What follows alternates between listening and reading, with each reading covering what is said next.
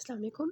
Hydronephrosis को start करने से पहले हम देख लेते हैं एनाटॉमी ऑफ द किडनीज, जिसमें सबसे बाहर क्या होता है, कैप्सूल होता है। उसके बाद कॉर्टेक्स होता है उसका, और उसके अंदर जो है मेडुला होता है, जिसके अंदर क्या होते हैं, रीनल पैपिला होते हैं ऑफ द पिरामिड्स। ये पिरामिड्स बने हुए हैं, इनके रीनल पैपिला है, ठीक है। ये मेड्यूलरी पिरामिड है मेड्यूला के अंदर। और फिर आ जाते हैं हमारे कैलिसिस, मेजर एंड माइनर। ये क्या होंगे, ये माइनर कैलिसिस होंगे। माइनर कैलिसिस जो है वो मेजर कैलिसिस में ओपन होंगे, ठीक है। मेजर कैलिसिस में ओपन होंगे, जो कि ओपन होगा इनटू द रीनल पेल्विस, ठीक है। और ये हाइलम का रीजन है जहाँ पे ये डिप्रेशन हुई हुई है, यहाँ से रीनल वेजल्स एंटर होती हैं, और रीनल पेल्विस जो होता है ये यूरेटर में आगे कंटिन्यू होता है, ठीक है। तो ये हो गया ये मेजर और माइनर कैलिसिस को अगर हम इस तरह से देखें तो ये देखें रीनल, ये सबसे पहले हमारे माइनर कैलिसिस होते हैं, ये ओपन होते हैं हमारे, ये माइनर कैलिसिस हैं, ये ओपन हो रहे हैं मेजर कैलिस में। मेजर कैलिस आगे जो है रीनल पेल्विस में जा रहा है, रीनल पेल्विस आगे यूरेटर में कंटिन्यू होता है, ठीक है। अब हमने देखना है हाइड्रोनेफ्रोसिस में क्या होगा कि जो हमारे रीनल पेल्विस होगा, ठीक है, और हमारे जो कैलिसिस होंगे, means that major and minor calyces, ये क्या हो जाएंगे, ये इनलार्ज कर जाएंगे, डायलेट कर जाएंगे। इनमें क्या होगा, ये डायलेट हो जाए। This is a normal kidney. यहाँ पे देखें कि ये किडनी नॉर्मल है, ठीक है। लेकिन यहाँ पे हाइड्रोनेफ्रोसिस में क्या हुआ हुआ है कि रीनल पेल्विस जो है वो भी डिस्टेंड कर गया है, सारा डायलेट हो गया है, और रीनल कैलिसिस भी डायलेट कर गए हैं। क्यों, इसकी डिफरेंट रीजंस हो सकती है, लेकिन यहाँ पे जो इन्होंने रीज़न बताया हुआ है वो ये कि यूरेटर ब्लॉक हुआ हुआ है या कोई किडनी स्टोन है, उसकी वजह से जब यहाँ पे हमारे पास ब्लॉकेज आ जाएगी, ठीक है, तो सारा जो यूरिन होगा वो पीछे ही रह जाएगा, वो उसको बाहर निकलने का मौका ही नहीं मिलेगा। तो वो उसकी वजह से क्या होता है कि किडनी के अंदर ये डिस्टेंशन हो जाती है, डायलेशन हो जाती है रीनल पेल्विस और कैलिसिस की, ठीक है। और जब ये अंदर सारा कुछ जमा हो जाता है ना, तो उसकी वजह से क्या होता है कि पैरेन्काइमा जो किडनी का होता है उसकी एट्रोफी हो जाती है, सारा स्ट्रक्चर जो है वो डिस्ट्रॉय हो जाता है, ठीक है। और ऑब्स्ट्रक्शन हो जाती है to the outflow of the urine, ठीक है, यूरिन बाहर नहीं निकल सकता। अब जो मोस्ट कॉमन इसके कॉजेज़ होते हैं वो हम देख लेते हैं कि क्यों हाइड्रोनेफ्रोसिस होती है। तो एक तो हमने पढ़ लिया कि किडनी स्टोन्स है, ठीक है। तो इसके डिफरेंट कॉजेज़ होते हैं, हमने इसके कॉजेज़ देखने हैं, बिकॉज ये यूक्यू के लिए इंपॉर्टेंट है कि what are the causes of hydronephrosis. तो सबसे पहले we have the congenital cause. Congenital cause ये है कि किसी न किसी तरह हमने क्या करना है, किडनी को डिस्टेंड करना है, ठीक है, उसके कैलिसिस और पेल्विस को। तो उसमें नंबर वन कॉज होता है कंजेनिटल में। अगर हम बात करें तो यूरिथ्रा जो है वो उसकी इटोरीजिया है, मतलब यूरिथ्रा का जो ल्यूमेन है वो ब्लॉक्ड है बाय बर्थ, ठीक है। या फिर क्या हो रहा है कि रीनल आर्टरी जो है वो इतनी, मतलब वो एबनॉर्मल बनी हुई है, जिसने यूरिटर को कंप्रेस कर दिया है, ठीक है, बाय बर्थ ही ऐसा हुआ हुआ था, या ऐसे हुआ है कि रीनल जो है उसकी जो यूरिटर है उसकी ऐसे बन गई है, मतलब ट्विस्ट हो गया यूरेटर, ठीक है, या उसकी जो है टॉर्जन हुई हुई है या किंकिंग हुई हुई है यूरेटर की। इन सब केसेस में क्या होता है कि ऑब्स्ट्रक्शन हो जाती है और सारा फ्लूइड जो है वो क्या होता है, पीछे जमा होना शुरू हो जाता है, किडनी डिस्टेंड हो जाती है, ठीक है। ये हो गई कंजेनिटल कॉज। उसके अलावा एक्वायर्ड कॉजेज़ में क्या क्या हो सकता है, फॉरेन बॉडीज़ हो सकती है, लाइक अभी हमने पढ़ा कि यूरेटर कोई स्टोन बन गया किसी जगह पे आगे, ठीक है। अब ये आपने बात याद रखनी है कि अगर तो हमारे पास इसके यूरिनरी ब्लैडर के आगे कोई ऑब्स्ट्रक्शन होती है तो उसकी वजह से क्या होगा, अगर यहाँ पे ऑब्स्ट्रक्शन हो रही है तो पीछे दोनों किडनीज डिस्टेंड करेंगी, बायलेटरल हाइड्रोनेफ्रोसिस होगी, ठीक है। लेकिन अगर जो है वो यूरिथ्रा, मतलब यहाँ पे कंप्रेशन हो रही है एक यूरेटर पे, तो ऑब्वियसली यही किडनी जो है वो डिसेंड करेगी। तो डिपेंडिंग अपॉन के किडनी दोनों बड़ी हुई हैं या एक बड़ी हुई है, वो हमें बताएगा कि प्रॉब्लम जो है वो यहाँ पर है या यहाँ पर है, ठीक है। तो एक्वायर्ड कॉजेज में कोई फॉरेन बॉडी हो गई, लाइक यूरिन, हमारे पास कोई भी जो है स्लफ्ड नेक्रोटिक पिपले आके यहाँ पे जमा हो गए, या प्रोलिफरेटिव लीजन्स हो सकती हैं, लाइक यहाँ पे प्रोस्टेटिक हाइपरप्लेसिया हो गया या कैंसर हो गया उसका, या ब्लडर ट्यूमर्स हो गए, या हमारे पास मेलिग्नेंट कोई डिजीज़ हो गई, ठीक है। इसके अलावा इन्फ्लेमेटरी लीजन्स हो सकती हैं, लाइक प्रोस्टेटाइटिस, यूरिथराइटिस, ठीक है, ये सब कुछ। और न्यूरोजेनिक में क्या होगा, न्यूरोजेनिक भी हो सकता है कि हमारे पास जो है एक हो गई प्रोलिफरेटिव, ठीक है, एक हो गई हमारे पास इन्फ्लेमेटरी, एक हो गए हमारे जो हैं वो न्यूरोजेनिक। न्यूरोजेनिक में क्या है कि ब्लडर जो है उसकी पैरालिसिस हुई हुई है, ठीक है।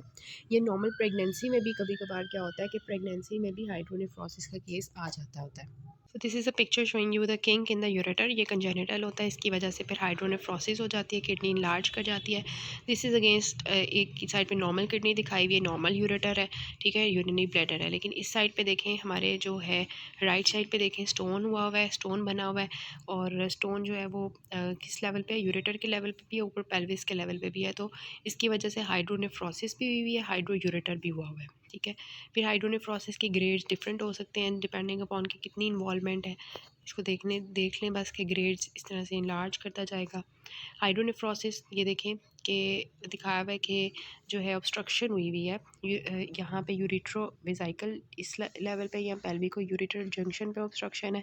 डिपेंडिंग अपॉन के कहाँ ऑब्स्ट्रक्शन है उसकी बेस पे हाइड्रोनेफ्रोसिस होता है। और दूसरी साइड पे आपको दिखाया हुआ है कि जो है ब्लैडर वॉल थिक हो गया है, डिवर्टिकुला बन गया है उसका। ठीक है, डिफरेंट ये डिवर्टिकुला बन गए हुए हैं, ये देखें ऐसे करके। और ब्लैडर नेक ऑब्स्ट्रक्शन हुई हुई है, उसकी वजह से ऊपर हाइड्रो यूरेटर्स भी हैं, मतलब यूरेटर भी लार्ज हो गया है, डायलेट हो गया, और किडनीज़ भी डायलेट हो गई हैं अंदर उसकी चीज़ें। ठीक है, ये बायलेटरल देखें, मैंने आपको बताया कि अगर तो ऑब्स्ट्रक्शन हमारे यहाँ पर है, ठीक है, इस लेवल पे फॉर एग्जांपल प्रोस्टेट के लेवल पे है, तो दोनों किडनीज जो है उनकी हाइड्रोनेफ्रोसिस होती है, दोनों यूरेटर्स जो है वो डायलेट करते हैं। लेकिन अगर ऑब्स्ट्रक्शन जो है वो एक साइड पे है, फॉर एग्जांपल इस साइड पे ऑब्स्ट्रक्शन है, तो उसकी वजह से जो है क्या होता है कि उसी साइड की हाइड्रोनेफ्रोसिस होती है। तो ये हाइड्रोनेफ्रोसिस में किडनी जो है वो एक्चुअली उसका जब पेरेंट कायमा डिस्ट्रॉय हो जाता है तो किडनी नॉर्मल से छोटी हो जाती है। ठीक है, तो उसकी अगर तो एक किडनी जो है वो छोटी हो रही है हाइड्रोनेफ्रोसिस की वजह से एट्रोफिक हो रही है, तो उसको कंपनसेट करने के लिए जो अपोजिट साइड की किडनी होती है वो इनलार्ज हो जाती है। ठीक है, तो ये आपको जो है नज़र आते हैं ग्रॉस में भी। अभी हम ग्रॉस स्ट्रक्चर देखते हैं, बस मैं आपको इसकी थोड़ी सी एक बता दूं पैथोफिजियोलॉजी टाइप। तो सबसे पहले एटियोलॉजिकल फैक्टर जितने भी हमने डिस्कस किए, कंजेनिटल, एक्वायर्ड में हमने देखा, कंजेनिटल में देखा ट्रेजिया ऑफ द यूरिथ्रा हो सकता है, ठीक है, यूरिथ्रा हो सकता है, या renal artery compressing the ureter हो सकता है, या रीनल टोसिस विद टॉयन हो सकता है, ठीक है, या किंकिंग ऑफ द यूरेटर हो सकती है। एक्वायर्ड में हमने बात की कि फॉरेन बॉडीज़ या प्रोलिफरेटिव लीजन्स या इन्फ्लेमेटरी लीजन्स न्यूरोजेनिक या नॉर्मल प्रेगनेंसी की वजह से। ठीक है, तो ये जो है ना सारी etiological फैक्टर्स हैं, इनकी वजह से क्या होगा, अल्टीमेटली यूरिन फ्लो की ऑब्स्ट्रक्शन होगी, फ्लूइड जो है वो बैक करेगा किडनी की तरफ और उसकी डायलेशन कर देगा, जिसकी वजह से क्या होगा, प्रेशर की वजह से प्रेशर क्रिएट होगा किडनी के अंदर फ्लूइड का, उसकी वजह से डायलेशन हो जाएगी। ठीक है, तो पेशेंट जो है वो क्लिनिकल फीचर्स क्या लेके आएगा कि उसको जो है फ्लैंक पेन हो रही होगी, जैसे कि ये इसने हाथ रखा हुआ है फ्लैंक्स पे, उसको वहाँ पे पेन हो रही है। ठीक है, इसके साथ साथ क्या होता है कि ब्लैडर जो होता है उस क्योंकि वहाँ पे अगर वो ऑब्स्ट्रक्शन है तो ड्रिबलिंग ऑफ द यूरिन होगा, यूरिन प्रॉपर जो है वो एक्सक्रीट नहीं होगा, यूरीमिया हो जाएगा, क्योंकि यूरिन जो है प्रॉपर एक्सक्रीट नहीं हो रहा, तो हार्मफुल मेटाबोलाइट्स बॉडी में जमा हो जाएंगे। ठीक है, अगर तो एक साइड की अगर तो होती है ना बायलेटरल ऑब्स्ट्रक्शन कंप्लीट, ठीक है, उसकी वजह से क्या होता है बिल्कुल यूरिन आना बंद हो जाता है।